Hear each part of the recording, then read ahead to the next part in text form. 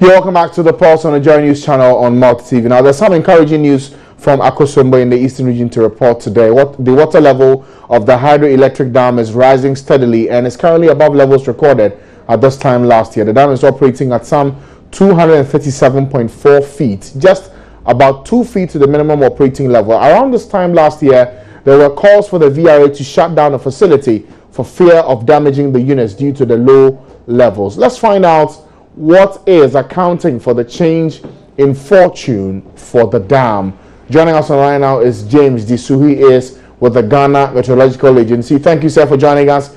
Good news, rains coming in, pouring into the dam, but what's accounting for the sudden change? Yeah, good evening. For this season or around this time of the year, where the center of active thunderstorms moves or shifts towards the northern sectors of the Sabu region, will have thunderstorms and rains over the northern to the Burkina Faso area. So we'll have the thunderstorms or the rains falling into areas where the water has its catchment. So when the water is drained down, the reservoir gets its fill from these situations. For how long has the water levels been rising that you've noticed? No, I don't have those figures to tell. The VRA could produce those ones. We'll have that. Okay. Now, you deal with the weather patterns. We're seeing a lot more rains up north pouring into the dam. For how long will this be? Yeah, what happens is that the apparent position of the intertropical boundary or apparent position of the sun is heat over the surface of the earth has shifted north, meaning that during this northern hemisphere summer, the active areas for these thunderstorms shifts north for, so they produce the rainfalls or the heavier falls towards the north, towards Burkina Faso and a little beyond that. So the water can fall over those areas and forming a larger area, they drain downward. Okay. This situation is peculiar to the season. So for now, that is the situation we have. But seasons change, so there could be heavier falls for this season or this year, and slightly lower situations for other years. Okay. So for this year, 2016, per the projections you've done, it means we are going to see a lot more rains pouring into the dam this year. Is that your understanding? Well, what the situation is that we look at the weather patterns specifically over the country, but we don't go beyond to know what is happening over the sub-region. So for the country, you're saying that a lot more rains are expected for how long? Yeah, over the country for now, the active or the areas where you would have these thunderstorms or thunderstorms with wind has shifted towards the north.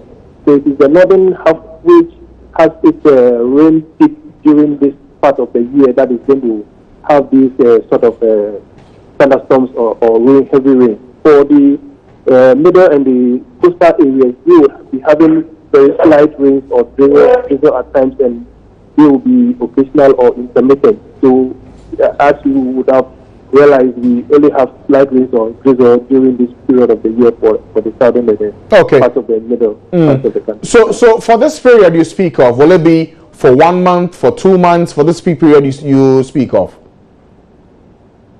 Well, it is not in terms of months, but it is in terms of how frequent the activities of the thunderstorms occur over the Sahelian region. So you cannot say whether or not between now and September, October, more rains will be expected up north? Yeah, more rains will be expected up north till about September, when it shifts down south to the middle and the coastal area. Okay. And when you do these projections, I know you are able to determine the millimeters of rain that will be expected. Do we know? No, we cannot tell that for now. We cannot tell that for now. Okay. Thank you, Mr. James Disu, for your time. He's with the Ghana Meteorological Department. So from now till September, you should be expecting some heavy rains up north. That will come with two consequences. The first will be that most of this water will end up in the Akosombo Dam. That should do well for us in terms of us getting a lot more power from Akosombo. The other part will be the flooding that will come with it up north and the effects on people's homes and their livelihoods, their farms, their homes. That will be something that we'll be looking at. But what this will also mean is that if we are to get a lot more water pouring into the Akosombo Dam, that will mean we might be getting a lot more hydro energy, which comparative to thermal energy is a lot more cheaper. So will we automatically see it translate into us getting more power for cheap? That's something we will explore sometime later here on this channel to get to understand what this new trend of rains coming into the dam will mean for the country, the water level rising at an encouraging pace in Akosombo in the dam. Let's see how that goes in the coming days. That's for your power update today. Let's move on to some other stories. Now, two former appointees of the Kufuor administration have condemned a move by some NDC sympathizers to force the hand of the president into freeing two radio panelists and a journalist serving a 4-month jail term for scandalizing the court. Speaking on Joy News Desk a short while ago, former Attorney General AYIKOI to describe as unnecessary calls by some NDC supporters on the president to free Alistair Nelson, Gordon Akogan, and Salif Umase, adding the move had the potential to create problems between the two arms of government. They are not only piling pressure, but they are looking for people who say things against them, so they become the butt of the abuses. They are abusing everybody who says anything against this MONTIE 3. I have been a victim for having said that I didn't see why the owners sat down for all this while for these people every afternoon to mount abuses on people. And that I think that the apology was hypocritical. I became a subject of the attacks and abuses. So that is what they are doing. As the former chief of staff has told you, it should have been something which could have been done on the quiet. So what is all this noise? Every handing over the petition has now become a public knowledge. How many times have you heard such a thing happening? And when the president himself granted pardon to over 800 and something inmates of the Itaewon prisons or whatever throughout Ghana in the 1st July, did we hear all these things happening? What is this? So do you see this as part of the setup? You see this as part of the setup to pile more pressure on the president? I don't care what you think of it, but I'm saying that I don't think what is happening is also good enough. If somebody has a constitutional power to, exercise, all he needs is a petition which should be sent. Why all the noise about the petition books being set up somewhere and you pressmen following going to take pictures of who and who are signing and all that? Have we seen such a thing in Ghana before? Haven't people been sentenced and people have felt that the sentences were not right, like you mentioned that particular thing? Was there any such books that were opened? Now remember, is it the PPP which has also opened a book saying that people should come and sign and say they don't want the president to grant any pardon? What is this? What are we doing? What are we doing in this country? Even Obama granted one recently in America. Why can't these things just be done? What is all this noise about? They're just granting a pardon. In your opinion, do you think the president needs to hold on for some time, not make any pronouncement or take any decision as of now, allow the noise to die down before he decides on what to do? Is it necessary? The question is this pardon necessary? People have been convicted of a quasi-criminal offense. I don't think you have had time to read the ruling upon the conviction, the sound reasoning that the Supreme Court gave, the power of everybody to criticize, because law is not practiced as a cloistered virtue, but everybody has a right to say something about judgment. But then, how do we go about it? Do we attack them? Do we threaten them with death and harm and things like that? No, that you ought not do these things. And we've seen it in the Liberty Press case. I've often cited that press, judgment to many people on contempt, that it is almost arbitrary. And so please, be circumspect in the way you talk about judges. And people don't want to listen. And they're going ahead and threatening and doing very, very dangerous things, which has the effect or may have the effect of weakening any confidence that people have in the judiciary. Indeed. And you are saying that we should not signal them that you ought to stop these things. I mean, what is format? What is format that people are so much talking about? I finished talking to you now. You see those hawks who start abusing me. But they don't see the danger that they are posing to the judiciary. When you have a problem, the only way you rush to is the judiciary. And if you run it this way, you think it will be fair? Why are we doing this to ourselves? Why? An independent institution has done something. Then you go and call an executive and tell him that, look, go and cancel what has been done by the judiciary. What do you think you are doing? Are you knocking the head of the judiciary against the executive or the executive against the judiciary? What do you hope to achieve? And what is happening? And nothing is fair. Well, on his part, the former Chief of Staff, CUDJOE, said the president should be allowed to make his own decision without pressure from within, insisting linkages being made to a decision by former President Kufuor to free Chatuchi Carter is misrepresentative. Unfortunately, this thing has become some sort of a partisan sort of thing, which I think it has been, and it become a public football or something like that. You know, these things happen, but they are done on the quiet side. You know, somebody may write to the president, for example, saying that maybe I believe this person might have been convicted properly, will not get justice. I may give reasons. You know, a judge will convict somebody based on facts presented to the judge in court. But where maybe what was presented to the judge might not be what really happened. I, for example, know a case in my own my own town where during the revolution somebody was convicted for murder. Everybody in the town who believed that the guy was not the one who did it. But unfortunately, he couldn't defend himself, you know, and the fact put before the court, he was convicted. So, for example, something like this, people came in and said, no, please look at the issues again, quietly, not in the public, and find out if this guy should not be given some sort of a pardon. So, something like this refers to the Attorney General to do his investigation and quietly also advise the president as to what is the true position. And based on that, the president may take his decision. This one, unfortunately, instead of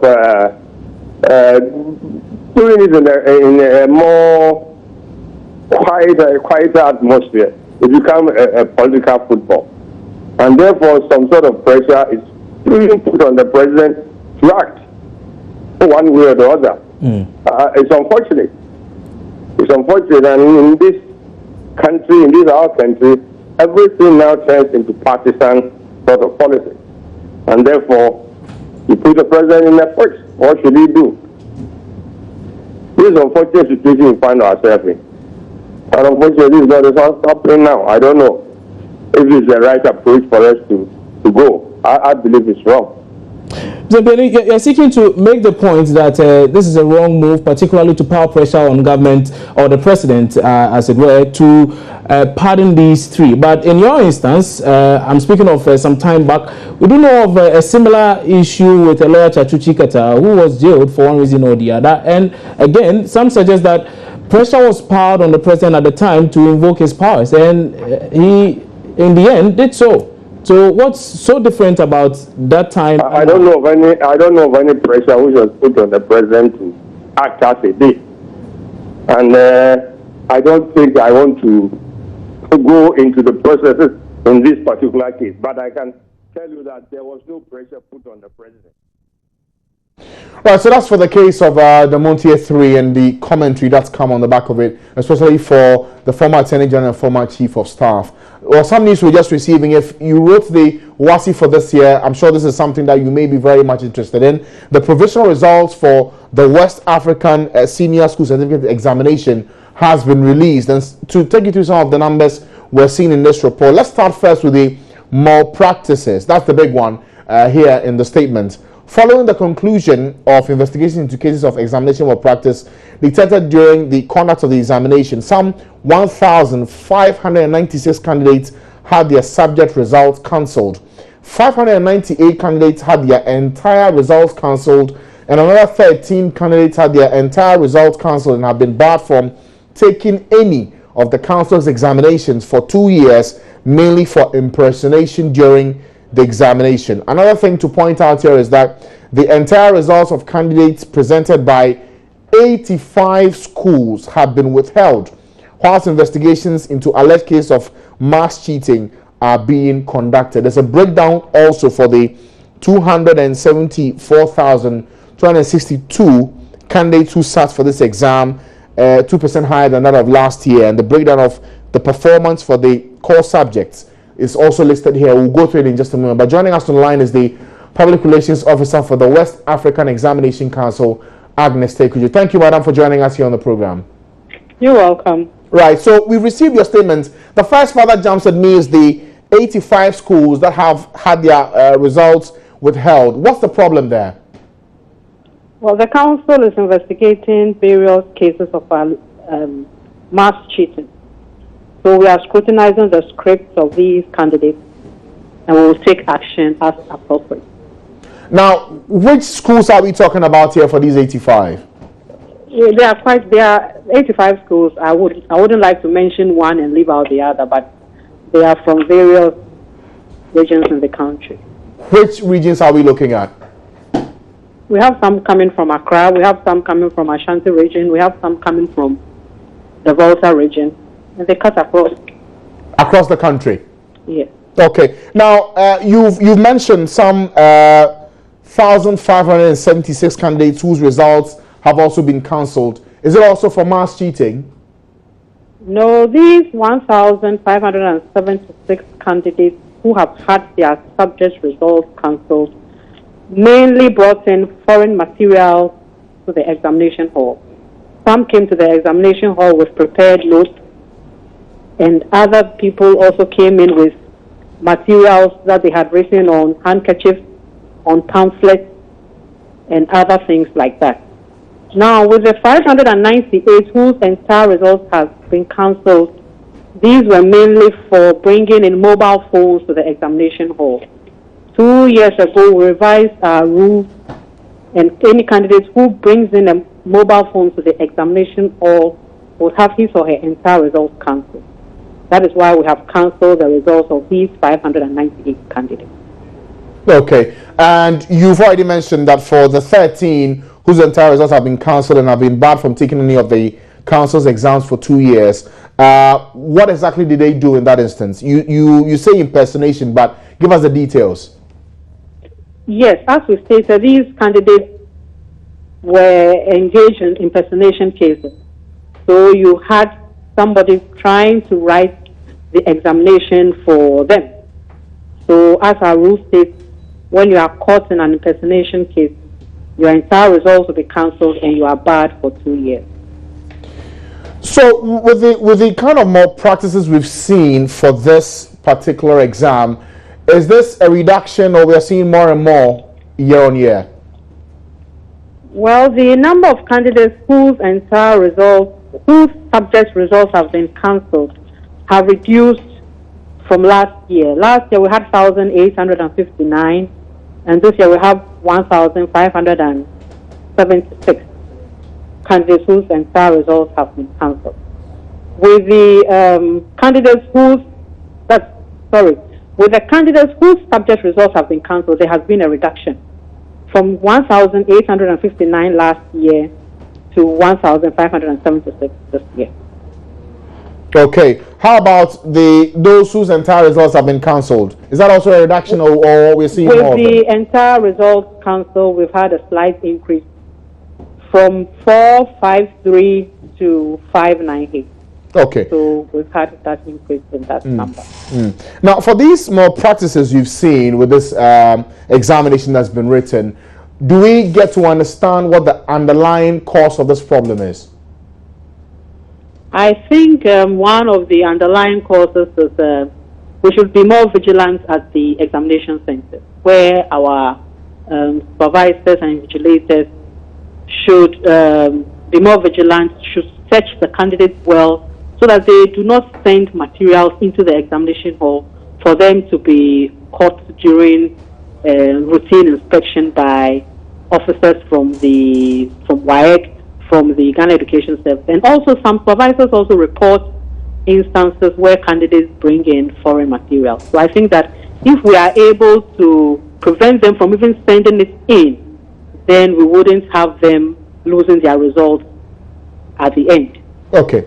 Now, much as you highlight the individuals whose results have been cancelled and have had to be caught for cheating, there's also another suggestion about the burden of responsibility also going heavy on the invigilators, because some say that in some instances you find collusion in there as well. Is there anything you're doing to deal with that aspect?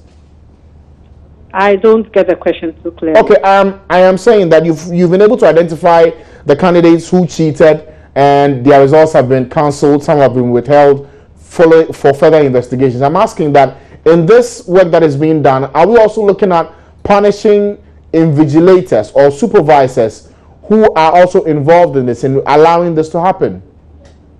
Any invigilator whose name comes up during our investigations will be reported to the Ghana Education Service. We have been doing that in the past, and we will continue to do that. We can bar them from invigilating any of our examinations, but any appropriate sanction can only be taken by the Ghana Education Service. So what we do is we'll forward the names of these invigilators or any teacher who is found to have engaged in any malpractice or to have engaged in any unlawful activity. We forward the person's name to the Ghana Education Service, and they take action accordingly. Okay. The last point I want us to look at, Madam TEYE CUDJOE, is about the statistics for the general performance for those who sat. I'm looking at the subjects, the core subjects, especially for mathematics and integrated science. The number of individuals who got the fail, F9, is quite huge. For integrated science, 18%. For mathematics, some 38.10%. Do we know what the problem is here? Too tough questions, or the students did not prepare enough? As we stated in our statement, the performance for this year is a significant improvement over that of 2015. So I would like to point that out.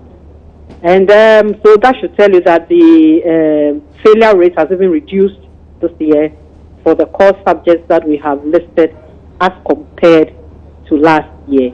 And I think that we all know that the Ministry and the Ghana Education Service have put in place certain interventions to ensure that candidates perform better.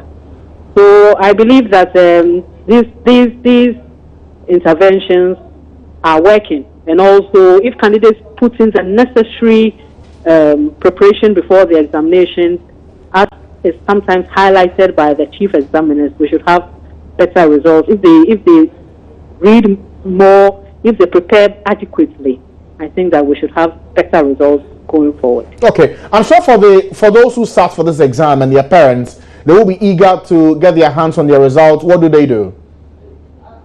We are in the process of dispatching the results to the schools, but in the meantime, we have posted the results online at our website. Okay, and the web address is, for the benefit of those who want to write it down and check. It's www.waegh.org. Okay. All right. Thank you, Madam Agnes TEYE CUDJOE, the Public Relations Officer for the West African Examination Council, sharing with us details of the provisional results for the 2016 West African Senior Secondary Certificate Examination. Per the release they have, the results this year have been a sharp or significant improvement on what we saw in 2015. But the news in here about the malpractices is something that we cannot avoid. Well over 1,500 candidates have had their results cancelled. 13 have had their entire results cancelled and will be barred from writing exams in the country for 2 years. Any WAEC-related exam will be barred from writing for the next 2 years. That will be some sad news for the candidates. But if you're a parent, you may want to go and check out the results for your ward and how he or she performs so you can prepare for the next stage of education in that regard. I just want to go for a break. When we come back, Joy Sports editor Nathaniel Lato sits down with the boxing legend Joseph Agbeko in an interview on a peace boxing bout that is about to hit you here in the country. Details after the break. Stay with us.